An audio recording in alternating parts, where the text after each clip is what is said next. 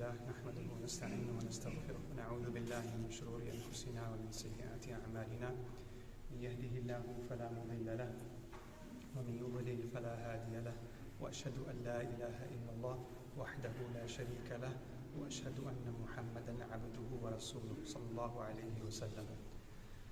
Last week we gave an introduction on Tahara and on the concepts of the four madhahib, and we also discussed how we will sequence these classes inshallah. So the first topic that we will start off today is what things break the wudu, and broadly these can be divided into two different kinds of categories. The first category is the things that exit the private parts, and the other category is everything else that is besides that. And so the easier category to try and understand is that which exits the private parts. So we'll cover that inshallah. If we finish that today, then we will start to cover the other aspects.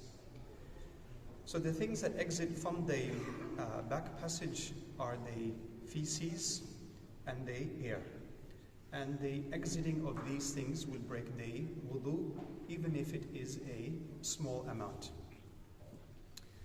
If there are other unusual things that exit the back passage, for example, if there is things like worms or blood or stones, these will also break the wudu. Imam Malik has his own conditions with regards to those kinds of things, but in general, whatever exits the back passage will break the wudu. So the back passage is very easy to remember. It's very simple and easy. With regards to the front passage, then there are also a number of things that can exit this. Obviously the most common thing is the urine, but there are other common things that exit as well. For example, there are three things that are named in Arabic: mani, wadi, and mazi. So the mani is easy, which is the semen or the sperm that exits with ejaculation. The mazi is the arousal fluid that happens when the man gets aroused, he gets an erection, and the mazi can exit as a result of that.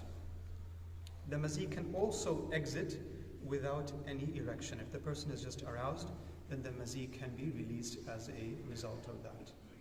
The third kind of fluid is wadi, which is a fluid that exits either before urination or after urination. All of these things, the mani, the wadi, and the mazi, will also break the wudu. But we'll come to their details in a little while, inshallah. The first thing I'd like to cover, additionally, if someone has things like blood coming out, or worms, or he passes stones, all of those things will break the wudu. So the easy thing to remember is anything that exits the private parts will break the wudu. With the urination, from the perspective of the woman, is easy. That when she urinates, that when the urine stops, she can then clean herself and go and make wudu. From the perspective of the man, because of his anatomy, because of the way he is created, there is some more complications. And what is that complication? Is that some people are lucky that when they go to urinate, the urine stops, it's all good, he goes and makes wudu, and there are no further problems.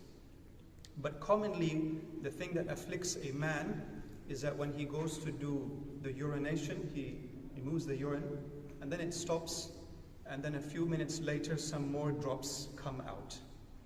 So the fuqaha describe that this kind of person, it is wajib on him to do istigrah. So what is istigrah? Istigrah is whatever mechanism the person has a habit of using to remove the urine from the organ. This may, for example, Imam al-Shafi'i in his school mentions to gently squeeze the penis, the organ of the male, from the base to the head. And he recommends doing it 3 times to remove the urine.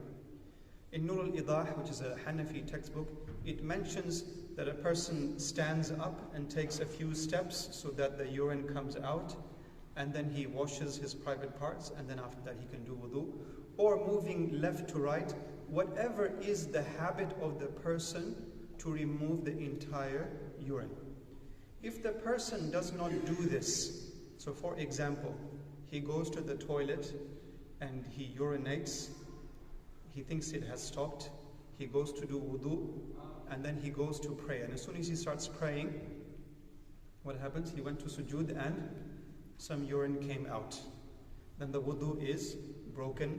When the wudu is broken, then the prayer is broken, right?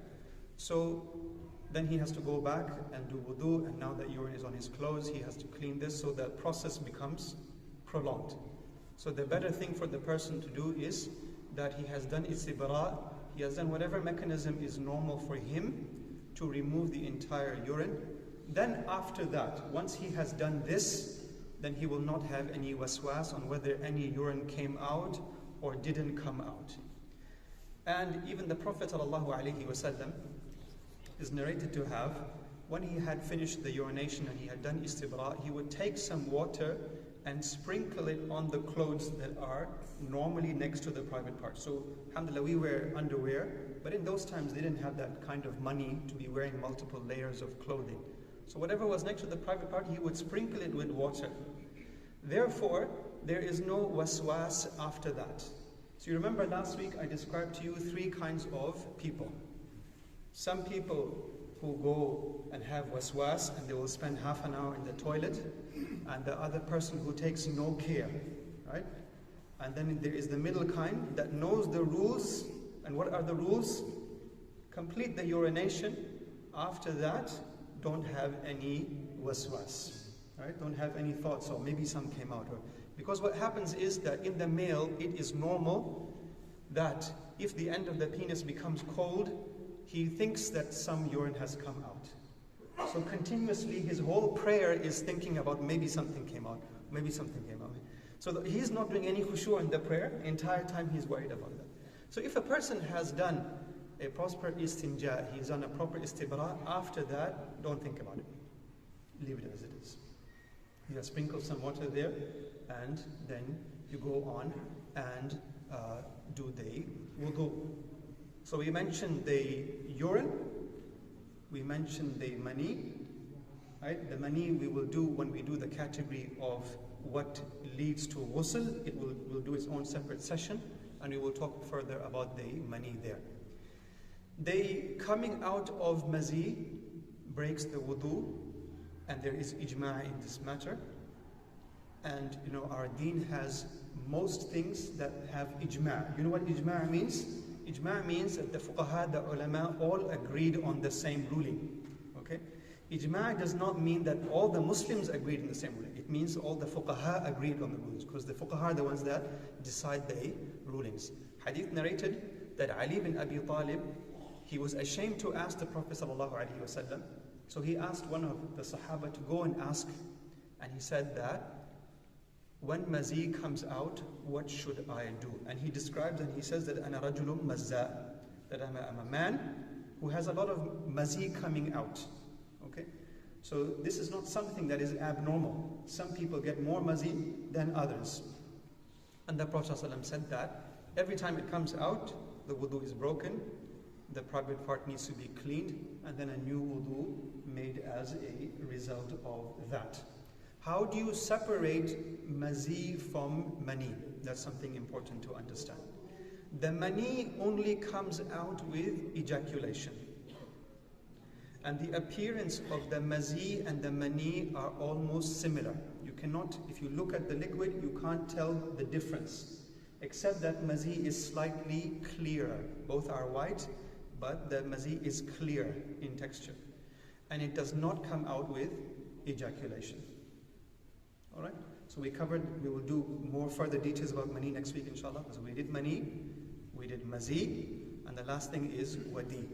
The wadi is a usually yellow colored small amount that will usually come out a minute or two after urination. And this is not something that happens all the time. It doesn't happen to everyone either.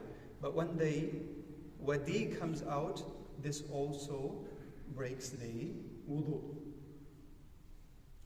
Any questions at this point? You understood all the categories, you memorized the 3 different things.